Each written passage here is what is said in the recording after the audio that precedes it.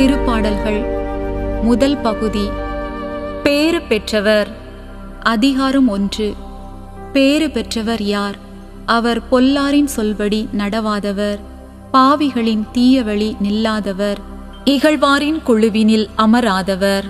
ஆனால் அவர் ஆண்டவரின் திருச்சட்டத்தில் மகிழ்ச்சி உறுபவர். அவரது சட்டத்தை பற்றி அல்லும் பகலும் சிந்திப்பவர். அவர் நீரோடையோரம் நடப்பட்ட மரம்போல் இருப்பார். பருவ காலத்தில் கனி தந்து என்றும் பசுமையாயிருக்கும் அம்மரத்திற்கு ஒப்பாவார். தாம் செய்வதனைத்திலும் வெற்றி பெறுவார். ஆனால் பொல்லாருக்கு அப்படி இராது. அத்தகையோர் காற்று அடித்துச் செல்லும் பதரை போல் ஆவர். நீதி தீர்ப்பின் போது பொல்லாரும் நேர்மையாளரின் மன்றத்தில் பாவியரும் நிலைநிற்க மாட்டார். நேர்மையாளரின் நெறியை ஆண்டவர் கருத்தில் கொள்வார். பொல்லாரின் வழியோ அழிவுக்கே இட்டுச் செல்லும்.